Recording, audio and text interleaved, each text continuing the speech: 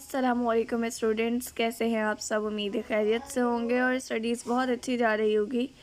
अच्छा भाई बच्चों, आज जो है वो हम लोग प्रैक्टिकल सेंटर बायोलॉजी 10 क्लास का कॉम्प्रिहेंसिव पेपर सॉल्व करने लगे हैं। ठीक है, इसका सल्यूशन भी यहाँ पे मौजूद है। पहली चीज़ जो हम सबसे पहले देखेंगे वो है MCQs। ठीक है, अच्छा भाई, वैसे तो मैंने आपको पहले भी करवाए थे, लेकिन अगेन हम इसको कर रहे हैं। The type of seed production without fusion of male and female gamete। देखिए बेटा, हमारे पास हमेशा क्या होता है कि मेल और फीमेल गैमेट्स आपस में फ्यूज़ होते हैं, ठीक है, और फिर उससे सीड बनता है। लेकिन अगर मेल और फीमेल गैमेट्स आपस में फ्यूज़ ना हो और सीड बन जाए तो उसको हम लोग क्या कहते हैं, एपोमिक्सिस। ठीक है, इसी तरह से drugs that slow normal brain functioning. बेटा देखो, आपको क्या समझ आता है कि नॉर्मल ब्रेन फंक्शनिंग को स्टॉप करने से मतलब क्या है। मतलब ये है कि आपके ब्रेन बिल्कुल सोचने समझने से कासिर हो जाए और आप किस में चले जाए, सो जाए, आप नींद में चले जाए। तो ऐसी ड्रग्स जो होती हैं वो सिडेटिव्स कहलाती हैं, जो आपको डायरेक्ट नींद में ले जाती हैं, जिसकी वजह से आपको नींद आती है। ठीक है, हेलोसिनेजन जो होता है ना, ये कहते हैं जिनको साए नज़र आते हैं, जिनको वो चीज़ नज़र आती है जो एग्जिस्ट नहीं कर रही है।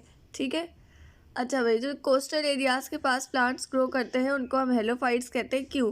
हेलो का मतलब होता है सॉल्ट और फाइट का मतलब होता है प्लांट्स। तो देखें, हमारे पास जैसा अब आप सी व्यू चले जाएँ, आप खैर वो तो बहुत गंदा है, आप और देख लें, मतलब आपके जितने भी कोस्टल एरियाज़ हैं, समंदरी इलाके हैं, आप वहाँ चले जाएँ, जो समंदर के जो किनारे होंगे ना, कभी उसकी मिट्टी को टेस्ट करके देखिएगा, उसकी मिट्टी ना बहुत नमकीन सी होती है। ठीक है, मैंने नहीं करी, आप लोग कर लिएगा, मुझे पढ़ के यकीन आ गया था इस बात पर। तो वहाँ पर जो पौधे उगेंगे वो कैसे होंगे, हेलोफाइट्स, यानी नमक में उगने वाले पौधे। ठीक है, ज़ीरोफाइट, ज़ीरो मतलब ड्राई पौधे, ऐसी जगह पे उगना है जहाँ पे बिल्कुल ड्राई हो, जहाँ पे पानी बिल्कुल ना हो। ऐसी जगह कौन सी होती है, जैसे आपके पहाड़ है, पानी बिल्कुल नहीं है, कैक्टस वगैरह उग रहे, रेगिस्तान है। ठीक है, plants to exchange of gases through, plant gases का एक्सचेंज किसके थ्रू करते हैं, रूट के थ्रू भी, स्टोमेटा के थ्रू भी, स्टेम भी, और इसका आंसर हो जाएगा ऑल ऑफ दीज। लेकिन अगर मोस्ट अप्रोप्रिएट आंसर देखा जाए तो स्टोमेटा होता है। ठीक है, the part of brain involve in balance, आपके जो बैलेंस है बॉडी का उसको कौन मेंटेन रखता है, cerebellum. Head of femur bone attach with, head of femur bone किसके साथ अटैच होता है बेटा, पेल्विक ग्रिडल के साथ अटैच होता है, लेकिन वो जिस जॉइंट के थ्रू होता है ना वो एसिटिब्यूलम कहलाता है। तो it can be also answer. ठीक है, बोर्ड में आपको ऐसे दो बहुत करीबी चीज़ें नहीं देंगे। ठीक है, the chemical material of a chromosome is called, chromosome की केमिकल मटेरियल को हम क्या कहते हैं, क्रोमेटिन कहते हैं। The life sustaining envelope of earth is biosphere. अच्छा, ह्यूमन बॉडी का सबसे लार्जेस्ट ऑर्गन कौन सा है, स्किन। लेरिंग्स किसके ऊपर मौजूद होता है, ट्रेकिया के ऊपर।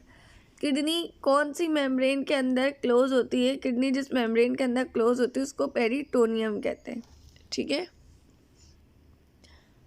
अच्छा भाई, लिविंग थिंग्स ऑक्सीजन को क्यों यूज़ करते हैं, जाहिर है ATP बनाने के लिए। अब आपके पास क्वेश्चन थे कि आपने डिफरेंसेस लिखने हैं किसके दरमियान, cartilage and bone, sexual and asexual reproduction, epigeal और hypogeal germination, exoskeleton and endoskeleton, inspiration and expiration. Cartilage क्या होता है बेटा, मैं समझा भी नहीं हूँ, आपको याद करना है आपने, लेकिन आप समझ भी लें।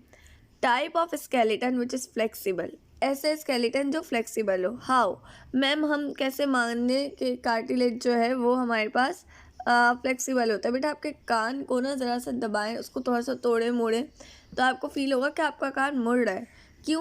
क्योंकि इसके अंदर जो बोन मौजूद है, जो स्केलेटन मौजूद है, वो क्या है, कार्टिलेज है।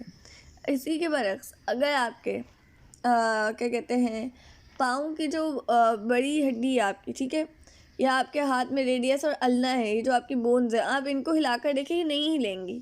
ठीक है, तो ये कैसी होती है, हार्डर होती है। आपका जो क्रेनियम की बोन्स है, आप उसको आगे पीछे कर सकते हैं, नहीं कर सकते आप सर की हड्डियों को। ठीक है,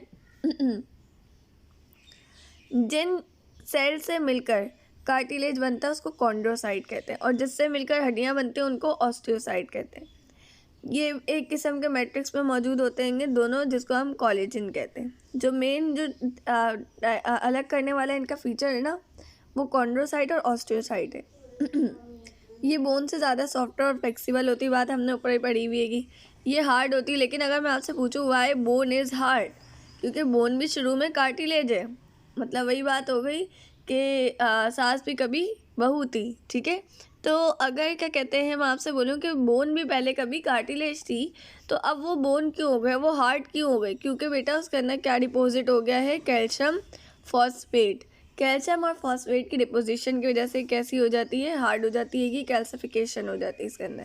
तो इन्होंने अगली लाइन में वही बात लिख दी कि कैल्सिफिकेशन होती है और इसमें कैल्सिफिकेशन नहीं होती कार्टिलेज में।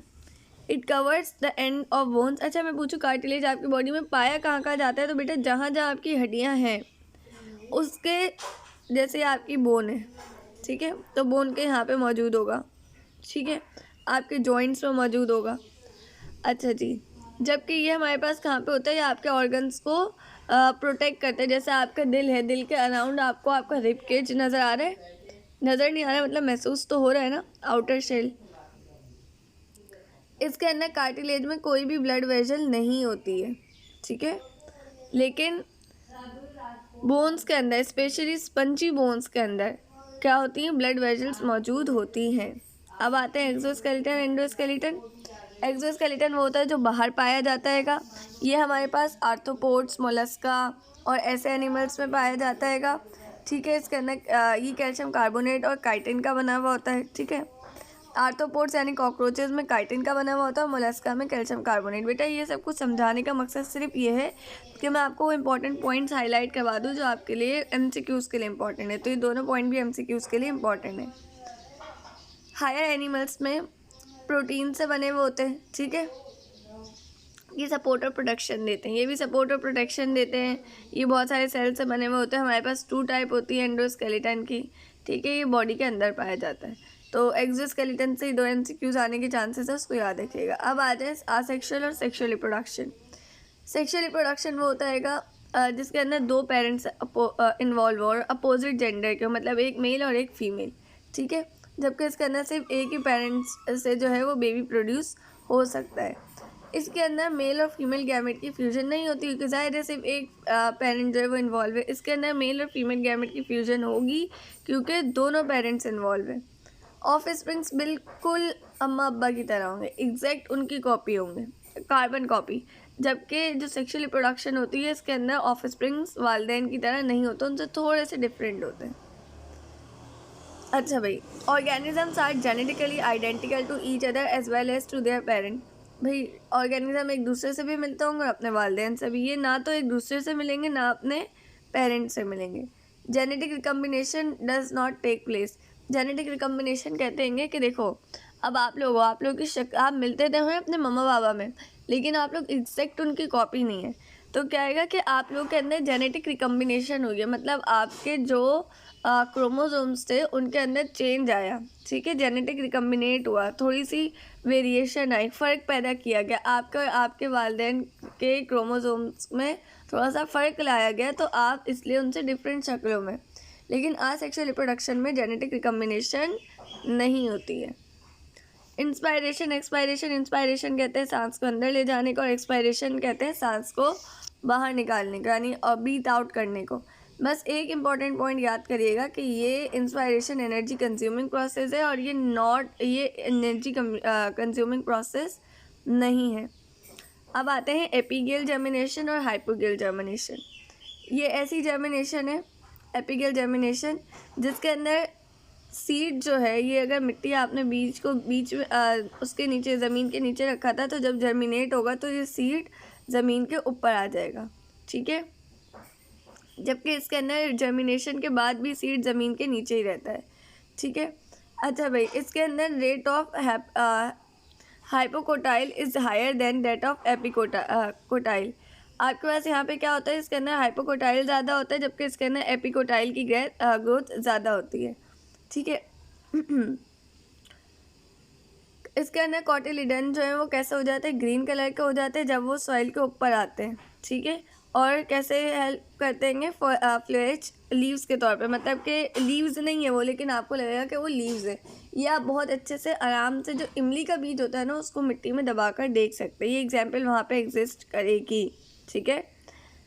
अच्छा जी, उसके बाद आ जाते हैं कॉटिलिडन जो होता है, इनका ग्रीन नहीं होता है क्योंकि वो वैसे ही ग्रेजुअली ड्राई होता है और गिर जाता है, ठीक है। ये थे आपके डिफरेंसेस। जो इम्पोर्टेंट पॉइंट है वो मैंने आपको बताया। अब हम आते हैं, देखिए इन्होंने आपको क्वेश्चन 1 में दिया था या तो डिफरेंसेस करें या दूसरा सवाल करें कि डिस्कवरी बताएं एंटीसेप्टिक और एंटीबायोटिक्स की।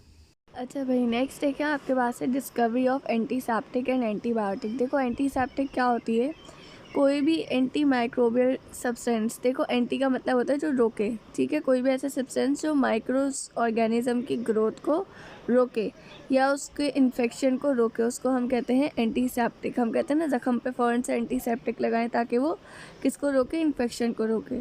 जोसेफ लिस्टर जो है इंग्लिश सर्जन, उन्होंने क्या आइडिया दिया था, उन्होंने मेडिकल प्रोसीजर्स बताए थे, ठीक है। और उन्होंने बताया था कि भाई यानी होता क्या था कि जब चाइल्ड बर्थ या सर्जरी होती थी ना तो डेथ्स बहुत ज़्यादा होती थी।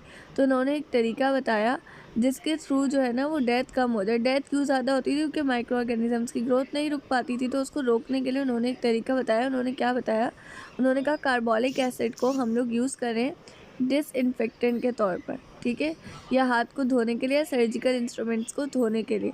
तो हमारा जो और वो सब्सटेंस है ना वो कैसा हो जाएगा, वो हमारा माइक्रो ऑर्गेनिज़म फ्री हो जाएगा, मतलब उस पर से माइक्रो ऑर्गेनिजम्स हट जाएंगे, उनकी ग्रोथ रुक जाएगी। इससे जोसेफ लिस्टर को हम लोग एंटीसेप्टिक सर्जरी के फादर भी कहते हैं। तो ये एमसीक्यूज़ के हिसाब से इम्पॉर्टेंट है, इसको याद रखिएगा। आगे आ जाए, एमसीक्यूज़ के हिसाब से और चीज़ें दिखा देती हूँ। देखिए अगला है हमारे पास डिस्कवरी ऑफ एंटीबायोटिक्स। एंटीबायोटिक्स कोई भी ऐसा सब्सटेंस होता है जो बैक्टीरिया को किल करता है हमारी बॉडी में। याद रखिएगा एंटीबायोटिक्स का कोई भी इफेक्ट नहीं होता वायरसेस पर। सर अलेक्जेंडर फ्लेमिंग जो थे, जो कि स्कॉटिश रिसर्चर थे, इन्होंने जो है वो इन्फ्लुएंजा वायरस के ऊपर रिसर्च की थी, एक्सपेरिमेंट्स किए थे, ठीक है। तो उन्होंने क्या देखा कि उन्होंने देखा ये जो इन्फ्लुएंजा वायरस है, इन्होंने सबसे पहले तो एक एंटीबायोटिक पेनिसिलिन निकाली, किसमें से, फंगस के एक प्लांट में से, इस पे फंगस लगा हुआ था, ठीक है। जब इन्होंने क्या कहते हैं उसको अपने वेकेशन से जब ये वापस आए तो वो जो फंगस था, मोल्ड जो नाम था, उन्होंने देखा कि उसके ऊपर ना कॉन्टेमिनेशन हो गई, मतलब उसके ऊपर स्टेफिलोकोकस जो है ना वो बढ़ना शुरू हो गए।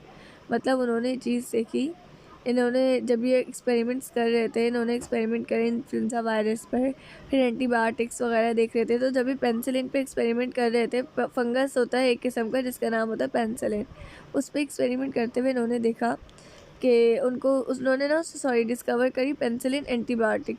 अच्छा जी, फिर उन्होंने क्या किया कि वो चले गए, वो वापस आए, उन्होंने देखा मोल्ड के ऊपर स्टेफिलोकोकस कल्चर जो है उसकी ग्रोथ हो गई है, ठीक है। अच्छा, अब उन्होंने क्या देखा, उन्होंने नोटिस किया कि स्टेफिलोकोकस बैक्टीरिया को अगर हमने रोकना है तो हमने क्या करना होगा, एंटीबायोटिक जो होता है ना, जो हमारे पास पेनिसिलिन है जो इससे मिलती है हमें, वो मोल्ड के ऊपर से इसकी ग्रोथ को रोक रही है। तो ये एक्सीडेंटली उन्होंने डिस्कवर किया, ठीक है। अगला सवाल था फूड चेन या फूड वेब। देखो होता क्या है, आपको पता है कि बटरफ्लाई वो फ्लावर से नेक्टार लेगी, जूस लेगी, ये पहला टॉपिक हो गया। दूसरा टॉपिक इस बटरफ्लाई को ये फ्रॉक खा लेगा, ये हमारे पास सेकंड कंज्यूमर और थर्ड टॉपिक हो गया। फिर इस फ्रॉक को कोई और परिंदा या कोई भी चीज़ खा लेगी, हमारे पास फोर्थ टॉपिक हो गया। सिंपल हमारे पास फूड चेन होती है, ठीक है। फूड चेन में क्या होता है, फूड मटेरियल ट्रांसफ़र होता रहता है प्रोड्यूसर से कंज्यूमर्स तक, ठीक है। ये एक पूरा प्रोसीजर है, ठीक है। उसके बाद आ जाए एड्रेनलिन को क्यों इमरजेंसी हार्मोन कहते हैं। देखिए हमारा जो एड्रेनल मेडुला है ना, ये हमारे पास इनर पार्ट होता है एड्रेनल ग्लैंड का, ये सिक्रीट करता है एड्रेनलिन या इमरजेंसी हार्मोन्स को, ठीक है, जिनको हम लोग फाइट या फ्लाइट और रिस्पॉन्सेस में कहते हैं। ये हार्मोन्स क्या करते हैं, देखो मुझे एक बात बताओ, अब आप सोचो आप एक इमरजेंसी की सिचुएशन में हो, मतलब आपके सामने एक शेर आ गया है। शेर को देखकर आपको क्या फ़ील होता है, आपको फ़ील होता है कि यार हमारी हार्ट रेट बढ़ रहा है, यानी कि हमारे दिल की धड़कनें तेज़ हो रही हैं, ठीक है। अच्छा भाई, जब दिल की धड़कनें बढ़ रही तो इसका मतलब है कि अमाउंट ऑफ ग्लूकोज भी बहुत ज़्यादा यूज़ हो रहा है। आपकी जो है ब्लड वेसल डायलेट्स होती हैं, ठीक है। आपके जो हार्ट वगैरह आएगा उसके ऊपर ब्लड की सप्लाई और ज़्यादा होने लगती है। क्यों, क्योंकि एक डरने वाली सिचुएशन क्रिएट हो गई होती है, ठीक है। तो एड्रेनलिन जो है ना ये उस सिचुएशन में रिलीज़ होता है, जब भी आपके सामने कुछ शेर आ जाए, आप कोई गलत काम करें, आपका फ़ोन आपके अम्मी अब्बू के हाथ लग जाए, तो फिर क्या होता है कि एड्रेनलिन रिलीज़ होता है। आपसे कहा गया है स्पर्मेटोगेनेसिस या फिर oogenesis का जो प्रोसेस है वो रैबिट में बताइए। भाई बहुत आसान है, डायग्राम से समझ लें, सब समझ आ जाएगा। सबसे पहले आपके पास प्राइमरी oocyte होता है, इससे 2 सेकेंडरी oocytes स्पर्मेटोसाइट्स बनते हैं। सॉरी, ये था प्राइमरी स्पर्मेटोसाइट, इससे 2 सेकेंडरी स्पर्मेटोसाइट बनेंगे। ये दोनों स्पर्मेटोसाइट कन्वर्ट होंगे स्पर्मेटिड में, ठीक है। और हर दोनों स्पर्मेटिड से क्या बनेंगे, 2 स्पर्म्स बनेंगे। बेटा अगर बोर्ड में एमसीक्यूज आए कि एक प्राइमरी स्पर्मेटोसाइट से कितने स्पर्म्स बनते हैं, तो याद रखना 4। अगर आपके पास आए कि एक सेकेंडरी स्पर्मेटोसाइट से कितने स्पर्म्स बनते हैं, तो कहना 2। अगर आपके पास आए कि स्पर्मेटिड से कितने स्पर्म बनते हैं, तो कहिएगा 1, ठीक है।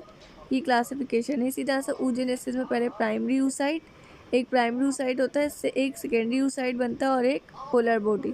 उस पोलर बॉडी से फर्दर 2 पोलर बॉडीज़ बनती जो हमारे काम की फ़िलहाल अभी नहीं है, और सेकेंडरी oocyte से 2 बनते, एक मैच्योर ओवम और एक अगेन पोलर बॉडीज़। तो ये हमारे काम के नहीं है, ठीक है। हमारे काम का जस्ट ओवम है। तो अगर मैं आपसे पूछूं कि प्राइमरी oocyte से कितने ओवम बनते हैं, तो जो बच्चे बेवकूफ़ों की तरह सही से पढ़ते नहीं ना, वो बिल्कुल स्पर्म से कैलकुलेट करके कहते हैं 4, लेकिन याद रखिएगा 1, ठीक है। अगर मैं पूछूं कि सेकेंडरी oocyte से कितने आपके पास बनते हैंगे ओवम, तो कहिएगा 1, ठीक है। ये आपके पास प्रोसेस होता है। अच्छा भाई, आइल्स ऑफ लैंग्रेंस, ये आपके पास किस पर मौजूद होते हैं बेटा, ये कुछ पैचेस होते हैं, कुछ धब्बे होते हैं, इस तरह से समझ लें, कुछ निशानात होते हैं, कुछ ग्रुप्स होती हैं जो कहाँ पे मौजूद होते हैं, आपके पेन के उस पर मौजूद होता है, पेनक्रियास पे। याद रखना, पेनक्रियास बोथ एक्सोक्राइन और एंडोक्राइन एक्ट करता है, ठीक है। इस पर मौजूद होता है आइल्ट ऑफ लैंग्रेंस। ये रिलीज़ करते हैं कुछ हार्मोन्स, जिनमें से एक इंसुलिन है जो शुगर को मेंटेन करता है, और दूसरा ग्लूकागोन है।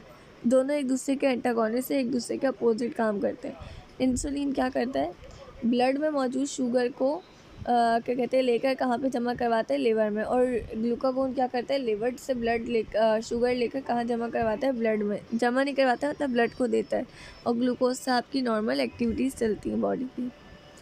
अब आ जाए अगले सवाल पे, write down the methods to control water pollution. भाई वाटर पॉल्यूशन को रोकना है तो सबसे पहला काम तो लोगों में अवेयरनेस पैदा करें, ठीक है। सोशल मीडिया के थ्रू ये वो कि यार आप लोग गंदगी नहीं करें, ये वो। इसके अलावा जो सीवेज की ट्रीटमेंट होती है वो करवाएं। इंडस्ट्री की जो रिसाइकलिंग प्रोसेस है उसको सही से करवाएं कि इंडस्ट्री का वेस्ट ना ज़्यादा समंदरों में ना जाए। इंडस्ट्रियल वेस्ट वगैरह को कंप्लीट ट्रीटमेंट के बगैर किसी भी वाटर बॉडी के अंदर ऐड ना करें।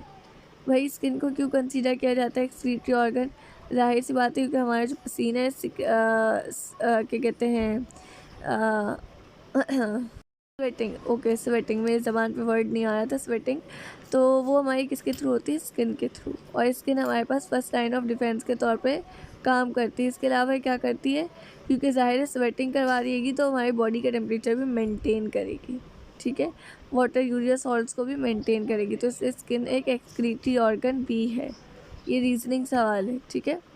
अगला सवाल देखें, why antibiotic not effective against viral infection. अभी आपको ऊपर बताया था कि एंटीबायोटिक सिर्फ बैक्टीरिया पे वर्क करती, वायरस पे नहीं करती। क्यों, क्योंकि देखें हमारे पास जो क्या कहते हैं एंटीबायोटिक्स है वो वायरस पे इसलिए नहीं करती कि वायरस जो है ना वो बार बार अपने अंदर ना रेप्लिकेट करता है और अपने अंदर ना चेंजेस लाता रहता है, उसका ना स्ट्रक्चर हर बार चेंज होता रहेगा, ठीक है। आगे है 3 चीज़ों को डिफाइन करना है, आपको 5 डेफिनेशन दी हुई, myopia, hyperopia, autonomic movement, paratonic movement और इकोलॉजिकल पैरामिड। भाई देखो, मायोपिया कहते हैं शॉर्ट साइटेडनेस, जिसके अंदर आप जो है वो करीब की चीज़ें तो आराम से देख पाते लेकिन दूर की नहीं देख पाते। हाइपरोपिया दूर की देख पाते, करीब की नहीं देख पाते, ठीक है। अच्छा जी, ऑटोनॉमिक या स्पॉन्टेनियस ऐसी मूवमेंट होती है कि जो इंटरनली होती है, जो आपके कंट्रोल में नहीं होती, इनवॉलेंट्री होती है। पैराटोनिक होती है इंड्यूस्ड, जो बाहर से कोई स्टिमुलस इंड्यूस्ड करवाता है, कोई रिफ्लेक्स एक्शन, हीट। भाई आप पे हीट आ रही है, आप एक जगह से दूसरी जगह चले जाएँ, कैसा हो गया, पैराटोनिक। इकोलॉजिकल पैरामिड ऐसा पैरामिड होता है जिसके अंदर आपके पास जितना भी इंडिविजुअल अमाउंट है बायोमास का है, जितनी भी एनर्जी है ना ट्रॉफिक लेवल की, जो अभी हमने ऊपर पढ़े थे, उसको लोअर टू हायर जो है वो अरेंज करती है, ठीक है।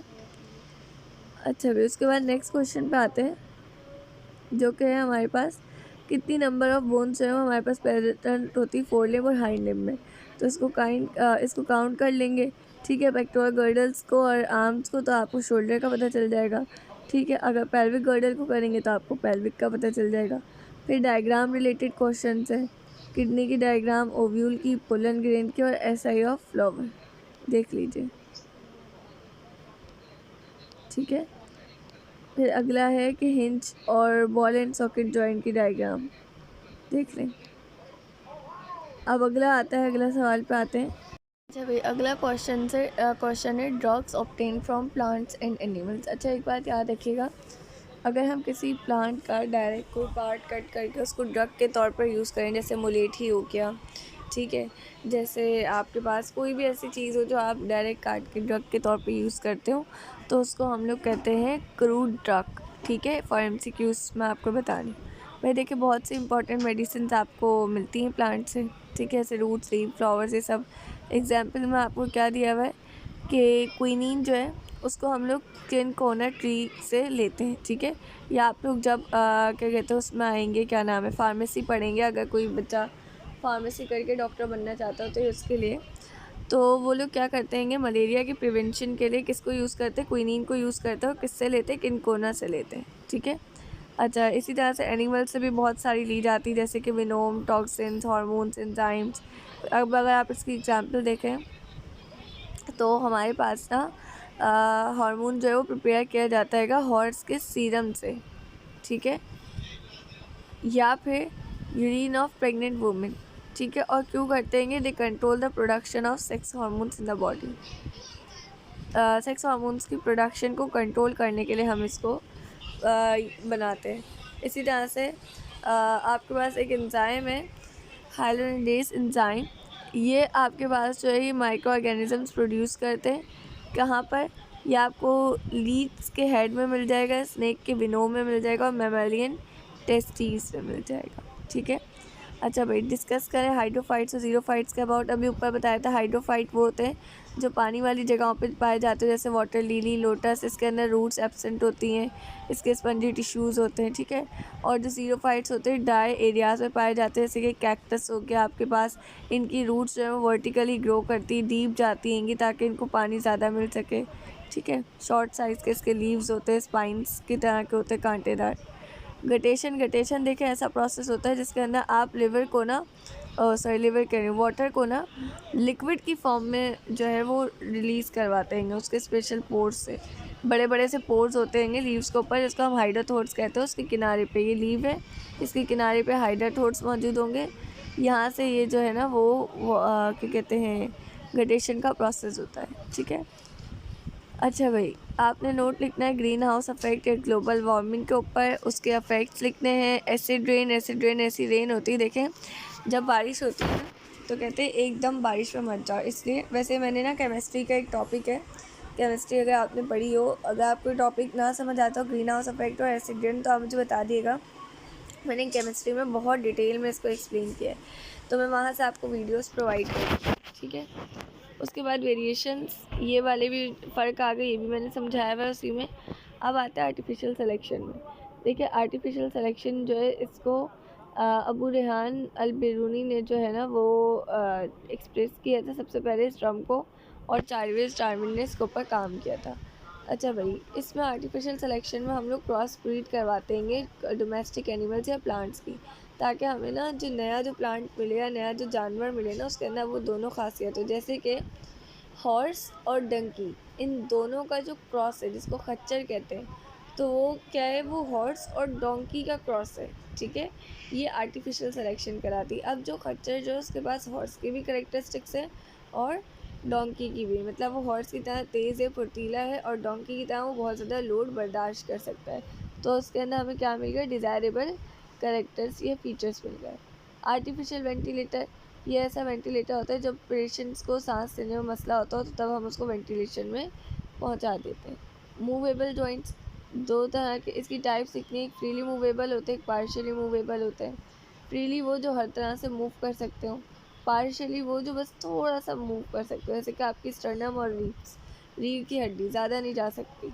ठीक है, इसमें 5 आ जाते हैं, हिंजॉइड, पाइवट, ग्लाइडिंग और ball and socket. With examples आपने याद करना है क्योंकि ये MCQs में आ जाते हैं। सेक्शुअली ट्रांसमिटेड डिजीज़ का आपने बताना है क्या होती है। ऐसी डिजीज़ होती हैं जो थ्रू जेनाइटल ऑर्गन या जेनाइटल फ्लूइड्स जो है ड्यूरिंग सेक्स कॉन्टेक्ट जो है ना ये ट्रांसफ़र होती है, ठीक है।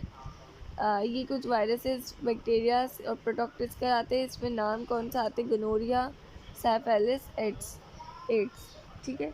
एड्स हमारे पास HIV वायरस करवाता है, बहुत MCQs में पूछा जाता है। इसकी फुल फॉर्म पूछी जाती है, HIV की फुल फॉर्म पूछी जाती है, ठीक है। ये क्या करता है ये आपके बॉडी में जाकर आपके इम्यून सिस्टम को डिस्ट्रॉय करता है। सिफिलिस में क्या होता है कि स्पाइरल शेप बैक्टीरिया होता है, यह आपके पास इस डिज़ीज़ को करवाता है, सही है। और गोनोरिया जो है ये रिप्रोडक्टिव ऑर्गन की डिजीज़ है, ये भी बैक्टीरिया से होती है। अच्छा जी, उसके बाद है बायोटेक्नोलॉजी। बायोटेक्नोलॉजी की इंपॉर्टेंस इतनी कि भैया हम उसको कहाँ कहाँ यूज़ करते हैं। मोनोक्लोनल एंटीबॉडी बनाने के लिए यूज़ करते हैं, DNA फिंगरप्रिंटिंग में यूज़ करते हैं, वैक्सीन्स बनाने के लिए यूज़ करते हैं। That's all about biotechnology. अब आते हैं फर्मेंटेशन। फर्मेंटेशन एक ऐसा प्रोसेस होता है जिसके अंदर हम लोग कोई भी चीज़ को उसके जो केमिकल करेक्टरिस्टिक होते हैं उसको चेंज करके कुछ और बनाते हैं, ठीक है। अभी आपके पास उसमें से दिया गया है चैप्टर बायोएनर्जेटिक्स में। इसमें लैक्टिक एसिड आ गया, अल्कोहलिक आ गया, फर्मेंटेशन। ये चैप्टर आपका बहुत डिटेल के अंदर एक्सप्लेन हुआ है। कहाँ पर? आपकी यूट्यूब चैनल पर। What is lactic acid bacillus, explain its role in the formation of curd. देखिए लैक्टिक एसिड बैसिलस एक ऐसा बैक्टीरिया है जो क्या करवाता है, जो दही बनवाता है, ठीक है। सॉरी, लैक्टिक एसिड बैसिलस वो है जो आपके इंटेस्टाइन में पाया जाता है, ठीक है। और लैक्टोबैक्टीरिया वो है जो आपके पास क्या करवाता है उसी की स्पीशी है लैक्टिक एसिड बैक्टीरिया की। ये आपके पास मिल्क को दही में कन्वर्ट करवाती है, ठीक है। ये आपके पास अगला क्वेश्चन था, मोनोकॉट और डाइकॉट का डायग्राम बनानी है, इसका स्क्रीनशॉट ले लें आप लोग। उसके बाद ही describe any 3 major achievement of genetic engineering. में जेनेटिक इंजीनियर के 3 फ़ायदे लिख दीजिए आप, ठीक है। यहाँ पे 5 लिखे हुए, आपने कितने याद करने? 3, ठीक है। उसके बाद आते हैं जेनेटिक इंजीनियरिंग टूल। इसके अंदर 2 आते हैं, डिस्ट्रिक्शन एंजाइम, ऐसा एंजाइम जिसके अंदर से हम DNA को कट करने के दौरान यूज़ करते हैं DNA का कोई भी पार्ट निकालने के लिए। लाइगेस एंजाइम जो एक DNA के पार्ट को दूसरे के साथ जोड़ता है, ठीक है। DNA वेक्टर 2 होते हैं, प्लाज्मिड या bacteriophage. Plasmid extra cellular chromosomal part होता है, बैक्टीरिया में पाया जाता है। इसके अंदर हम लोग उसको इंसर्ट करवाते हैं, ठीक है। और देन जो है वो उससे अपना जो डिज़ायरेबल जो भी हमें चीज़ चाहिए होती है वो प्रोड्यूस करवाते हैं। उसके बाद आते हैं नेक्स्ट क्वेश्चन पर। अच्छा भाई, उसके बाद अब हमारे पास नेक्स्ट क्वेश्चन कौन सा था हमारा? हमने ये भी देख लिया था, ठीक है, मोनोकॉट और डाइकॉट सीड की डायग्राम। नाउ अब हमारे पास जेनेटिक इंजीनियरिंग के मेजर अचीवमेंट्स थी, वो भी हमने देख ली थी। अच्छा, इससे रिलेटेड ना कुछ चीज़ें याद रखना।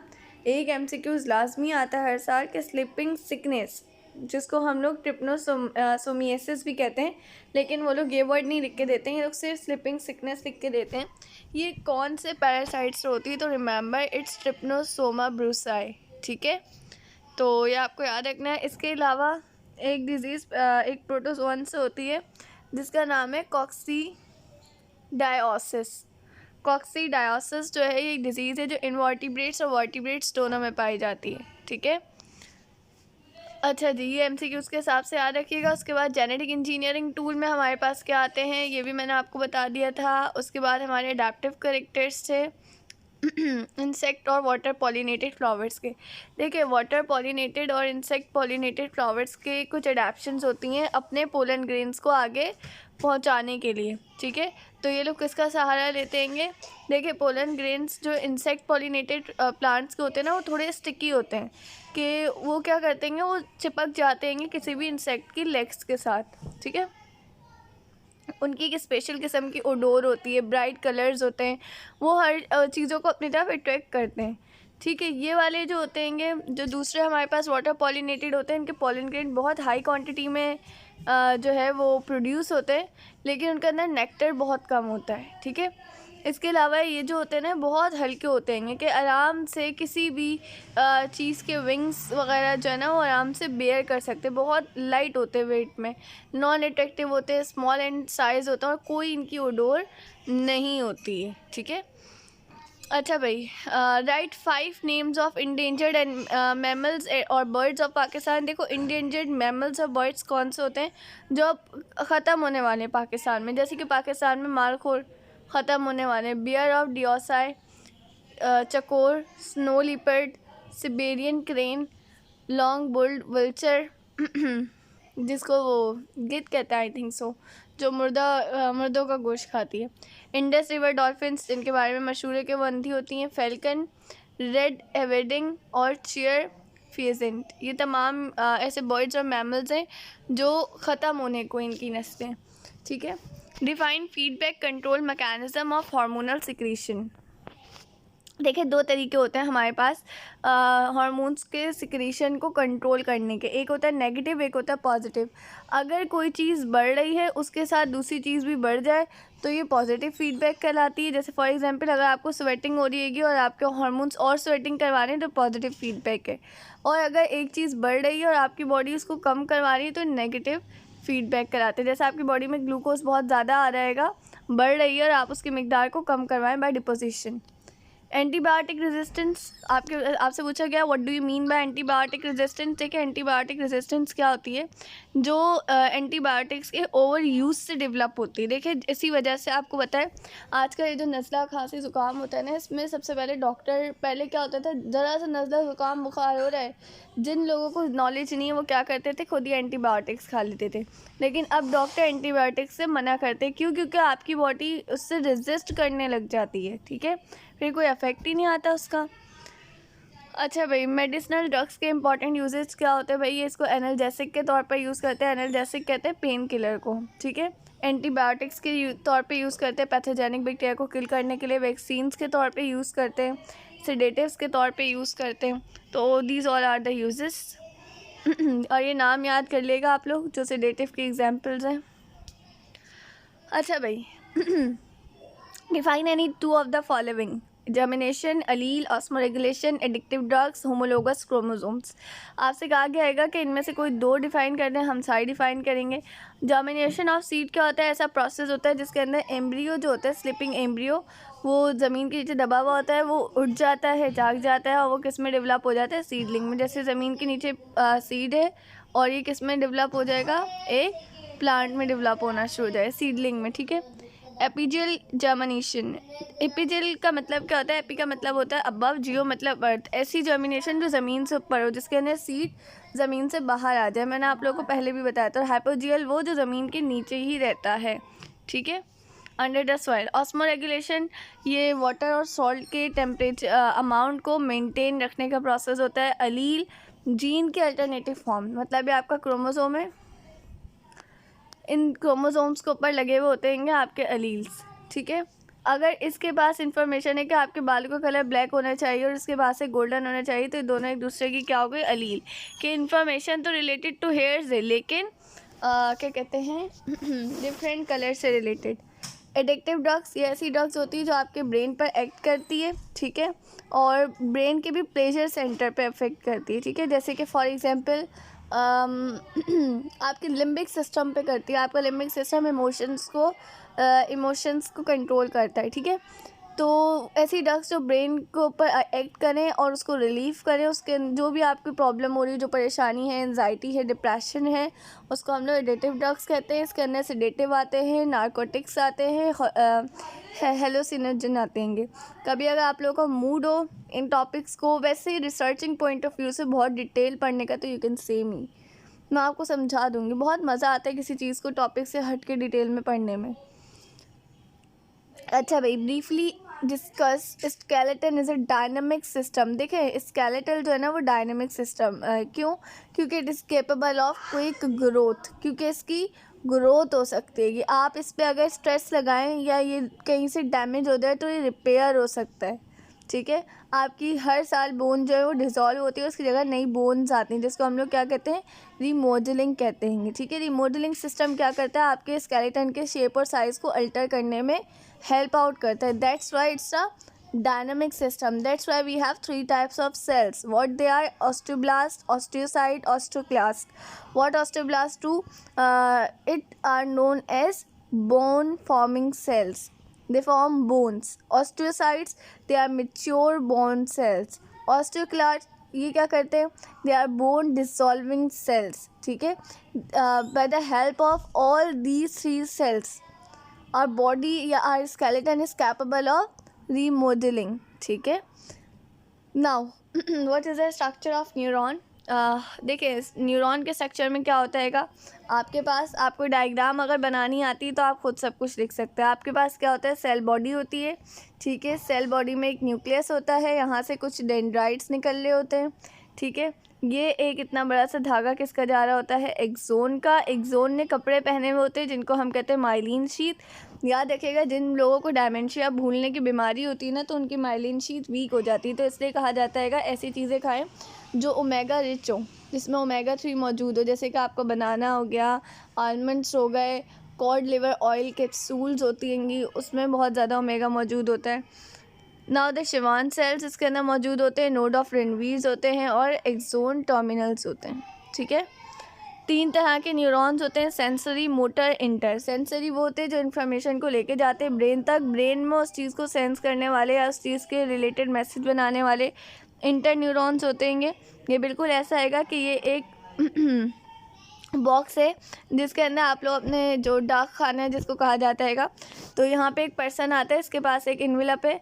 ये अपना इन्वेलप जो है वो इसके अंदर डाल देता है. ठीक है, यहाँ से आएगा और डाकिया जो भी होता है वो ये इन्वेलप लेगा और ले जाने के बाद उसको अलग जगह ले जाएगा. तो ये क्या है, ये सेंसरी न्यूरॉन है. ये आपका इंटर न्यूरॉन है, इन दोनों के दरमियान कनेक्शन. और ये मोटर न्यूरॉन है जो आगे अफेक्टर तक लेके जाएगा.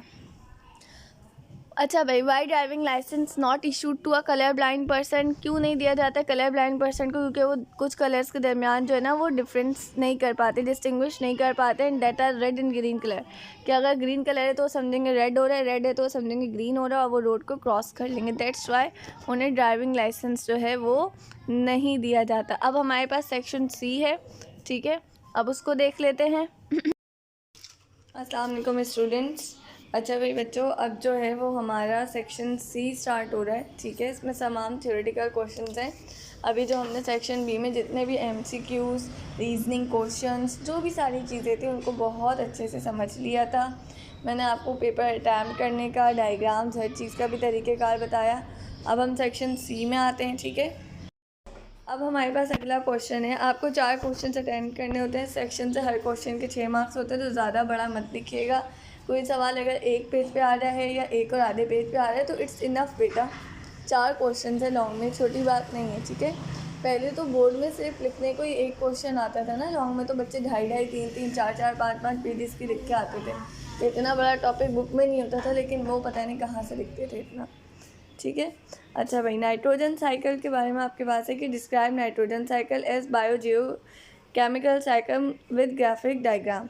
देखिए, अगर आप इसकी ग्राफिक डायग्राम ही समझ लें ना, सिर्फ आपको डायग्राम समझ आ जाए तो आप इसके तमाम प्रोसीजर्स लिख सकते हैं. 3 स्टेप्स का प्रोसीजर होता है.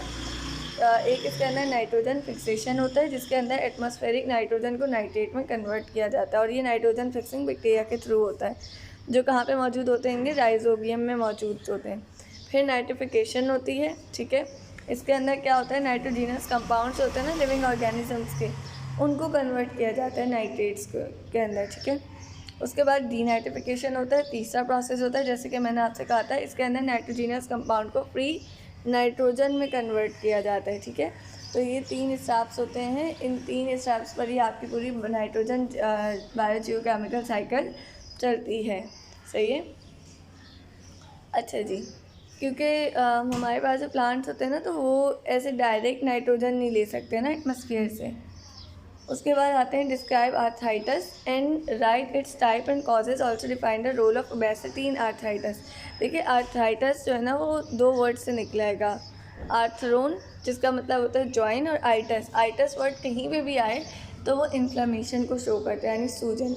ब्रोंकाइटिस हो, आर्थराइटिस हो या इंसेफेलाइटिस हो, कुछ भी हो. ठीक है, आइटस वर्ड आपके पास इन्फ्लेमेशन को शो करता है. इसके अंदर क्या होता है, जॉइंट्स के जो क्या कहते हैं, जॉइंट्स के अंदर स्वेलिंग हो जाती है बहुत ज़्यादा ना, जिसको ऐसे चलने करने में मसला होता है. एजेड पीपल में देखने को मिलता है. इसकी कॉमन टाइप्स में आता है ऑस्टियोआर्थराइटिस, रिथमेटॉइड आर्थराइटिस और सीरियोटिक आर्थराइटिस. ठीक है, अच्छा, और ओबेसिटी में क्या होता है, देखें जब ओबेसिटी में पर्सन खड़ा होगा ना तो उसके घुटनों पर ज़ोर पड़ेगा, जिसकी वजह से उसको और मसला होगा। तो इसलिए मोटापे वाले लोगों को अगर आर्थराइटिस का मसला हो तो उनके लिए ज़्यादा इश्यूज़ होते हैं, ठीक है। उसके बाद हमारे पास नेक्स्ट आता है draw NEET level diagram of nephron. Nephron kidney का सेल होता है, ठीक है, ट्यूब्यूलर सेल होता है, मल्टीपल सेल से मिलकर बना हुआ होता है। ये इसकी डायग्राम है, ये आपने ड्रॉ करनी है, ठीक है। आगे आते हैं व्हाट इज़ पोल्यूशन, इसके कॉजेज़, अफेक्ट्स, कंट्रोल। तो आपने एयर पोल्यूशन के अबाउट सारी चीज़ें लिखनी है। ओजोन के अबाउट मैंने आपको बताया था, उन तमाम चीज़ों को यूटिलाइज़ करते हुए आपने लिखना है। भाई मेंडल्स वाला चैप्टर आपका मोस्ट इम्पॉर्टेंट चैप्टर है, इससे लाजमी एक सवाल आएगा, लाजमी।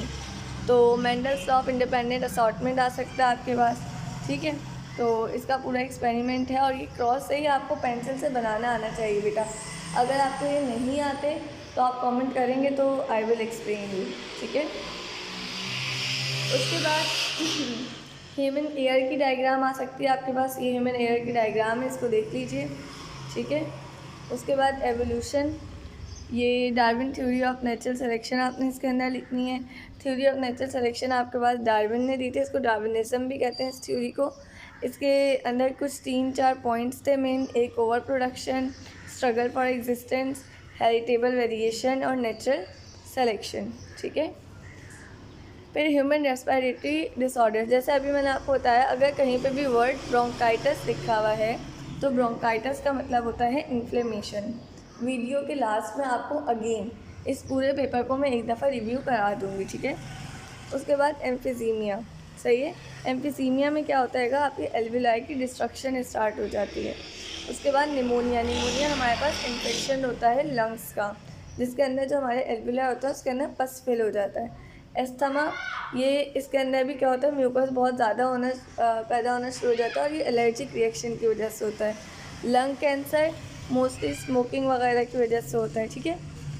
अच्छा भाई, ब्रेन क्या है और उसके स्ट्रक्चर्स आपने बताने हैं। तो ब्रेन के भाई जितने भी पार्ट्स हैं उनको आपने अच्छे से डिफाइन कर देना है, सही है।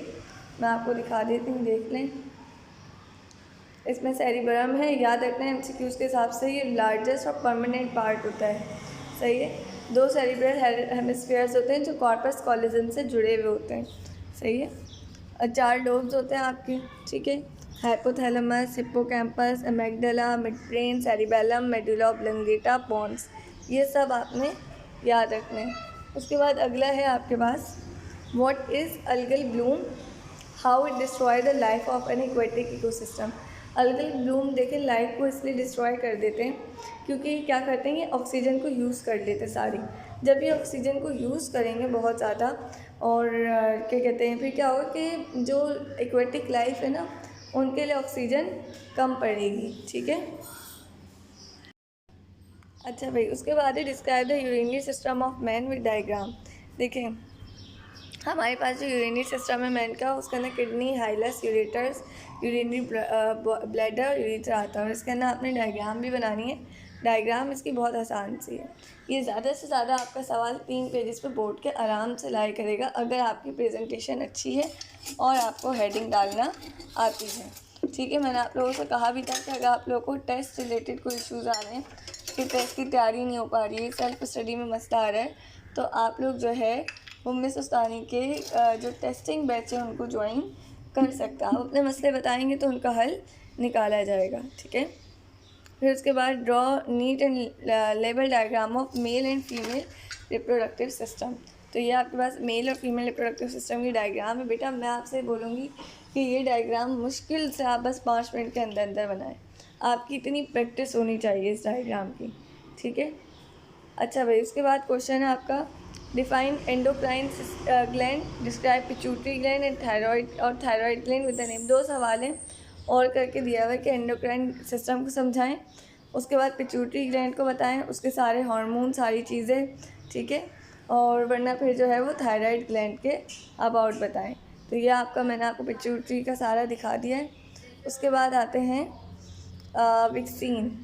वैक्सीन का आपने बताना है कि वैक्सीन क्या है, वैक्सीनेशन कैसा प्रोसीजर है, ठीक है। उसके बाद वैक्सीन से रिलेटेड आपके डायग्राम भी होगी, एक मैकेनिज़्म। ये इसके अंदर मौजूद है, ये आपने इसके अंदर बनानी है, ठीक है। ये आपके पास पूरा सवाल का आंसर है, ठीक है। उसके बाद आते हैं मेंडल्स लॉ ऑफ सेग्रीगेशन। ऊपर असॉर्टमेंट था, बोर्ड में आपके पास इन दोनों में से कोई एक आ सकता है, तो सेग्रीगेशन दे देंगे या वो असॉर्टमेंट दे देंगे, ठीक है। अबायोटिक कंपोनेंट्स में आपके पास क्या क्या आता है, लाइट आती है, light intensity, temperature, water, soil, air. इसके अलावा फिर आ जाते हैं ह्यूमन रेस्पिरेटरी सिस्टम। ये पूरा आपने बताना है कि आपका रेस्पिरेटरी सिस्टम किस तरह का है, क्या क्या चीज़ें हैं। नोस्ट्रल है, फेरिंग्स है, लैरिंग्स है, ट्रेकिया, ब्रोंका, ब्रोंक्यूल्स, एल्वुलाई, लंग्स, ठीक है। और ये सारे टॉपिक्स मैंने असल में समझाए हैं ऑलरेडी यूट्यूब पर, आप लोगों के चैनल पर। इसलिए मैं आपको इसमें अब लॉन्ग में समझा नहीं रही, शॉर्ट में नीड थी तो मैंने आपको समझा दिए थे। लॉन्ग में ना समझाने का रीज़न यही है, ठीक है। तो आप लोग बोलेंगे मैम तो जस्ट हमें हेडिंग से एक गो थ्रू करानी है कि किस तरह से क्या चीज़ लिखनी है। तो रीज़न ये कि मैं टॉपिक्स ऑलरेडी पहले से एक्सप्लेन कर चुकी हूँ। आपका केमिस्ट्री का कोर्स पूरा का पूरा आएगा, ठीक है। उसके बाद आ जाते हैं हम, ये आपका लास्ट क्वेश्चन था, नेफ्रॉन के फंक्शंस लिखने थे और उसकी डायग्राम बनानी थी।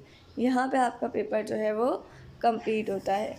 अब आपको कोई भी क्वेश्चन हो, कोई क्वेरी हो, कोई बात ना समझ आई हो तो आप मुझसे पूछ सकते हैं। लॉन्ग का कोई टॉपिक मिस हो गया हो यूट्यूब पे तो आप मुझे कमेंट करके बता सकते हैं कि ma'am please explain that one topic, तो आई विल एक्सप्लेन यू, ठीक है।